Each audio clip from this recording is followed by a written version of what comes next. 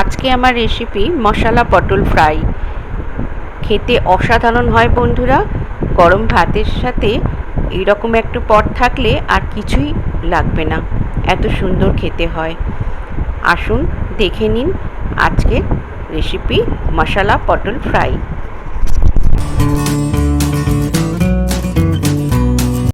মশলা পটল ফ্রাই বানানোর জন্য এখানে আমি 4টে পটল নিয়েছি। পটলের ভালো করে ধুয়ে নিয়েছি, নিয়ে আমি পটলের গাটা ভালো করে চেঁচে নিয়েছি, নিয়ে দু সাইড অল্প করে কেটে নিয়েছি, নিয়ে আবারও ভালো করে ধুয়ে আমি ভালো টাওয়াল দিয়ে মুছে নিয়েছি। নিয়ে এবারে দেখুন আমি পটলের ঠিক নাইফ দিয়ে বা আপনারা বটি দিয়েও করতে পারেন, এইরকম চিড়ে নিচ্ছি। খুব আস্তে আস্তে করতে হবে যাতে পটলগুলো ভেঙে না যায়। বেশি কাটা হয়ে গেলে পটলগুলো ভেঙে যাবে।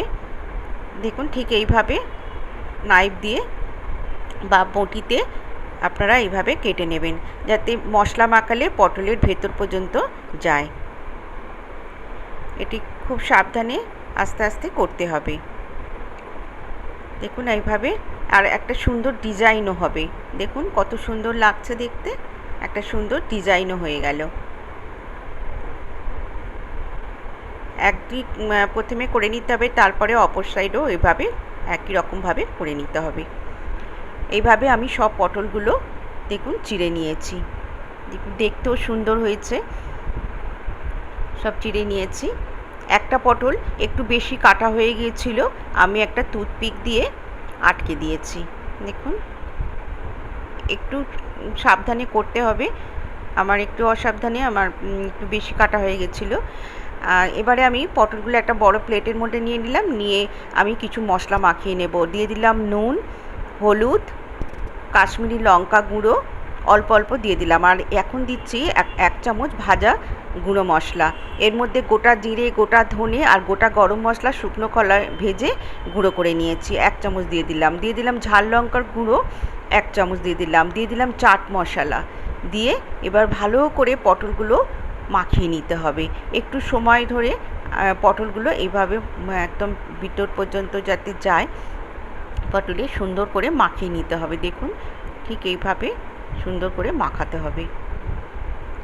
খেতে অসাধারণ হয় বন্ধুরা, গরম ভাতে ভীষণ ভালো লাগবে খেতে, আর কিছুই লাগবে না। দেখুন সব পটলগুলো আমি এইভাবে গুঁড়ো মশলা মাখিয়ে নিচ্ছি।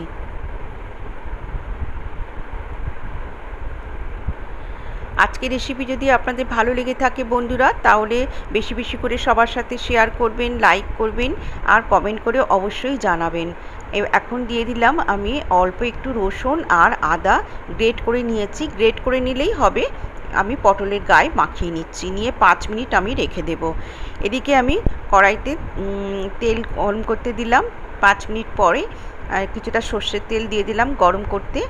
তেলটা গরম হয়ে গেলে আমি মশলা মাখানো পটলগুলো দিয়ে দিলাম, দিয়ে আমি 3 মিনিট ঢাকা দিয়ে রাখবো একদম লো ফ্লেমে।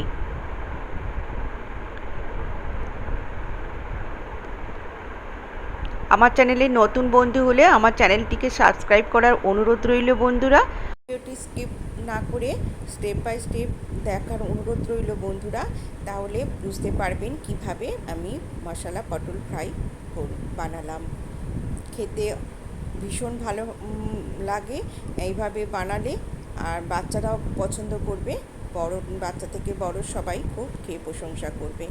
দেখুন আমি পটলগুলো 3 মিনিট পরে উল্টে দিচ্ছি, এক পিঠ হয়ে গেছে আর এক পিঠও উল্টে দিলাম, দিয়ে আবারও আমি 3 মিনিট একটু ঢাকা দিয়ে রেখেছিলাম বন্ধুরা। আর এবার পটলগুলো একদমই সিদ্ধ হয়ে গেছে, আর এবার আমি নামিয়ে নিচ্ছি। আমি একটা প্লেটে রেখে দিলাম। ওই তেলের মধ্যেই আমি 1 চামচ রসুন আর আদা গ্রেট করে নিয়েছি দিয়ে দিলাম, আর একটা পেঁয়াজ কুচি দিয়ে দিলাম, দিয়ে হালকা করে একটু ভেজে নেব। আর পটল মাখানোর সময় যে মশলাগুলো গুঁড়ো মশলাগুলো দিয়েছিলাম, পটল সেই গুঁড়ো মশলাগুলো রয়ে গেছে কিছুটা প্লেটে, ওই মশলাগুলো দিয়ে দিলাম, দিয়ে অল্প একটু তিল আর অল্প একটু মিষ্টি নিয়েছি দিয়ে দিলাম। ওই প্লেটটা ধুয়েই আমি অল্প একটু জল দিয়ে দেব, নাহলে মশলাটা পুড়ে যাবে। অল্প একটু জল দিয়ে দিলাম, দিয়ে এবার ভেজে রাখা মশলা পটলগুলো এর মধ্যে দিয়ে দেব। আর কিছুই দিতে লাগবে না। ধনেপাতা থাকলে ধনেপাতা কুচি দিতে পারেন ওপর থেকে, দিয়ে আবারও 3 মিনিট ঢাকা দিয়ে রাখবো। 3 মিনিট পরে রেডি হয়ে গেছে আমার মশলা পটল ফ্রাই। আমি গ্যাস বন্ধ করে দিলাম আর প্লেটিং করে দিচ্ছি। দেখুন ওপর থেকে রোস্টেড তেল আর চাট মশলা, অল্প একটু লঙ্কা গুঁড়ো ছড়িয়ে দিয়েছি। দেখুন, সবাই ভালো থাকবেন, টাটা।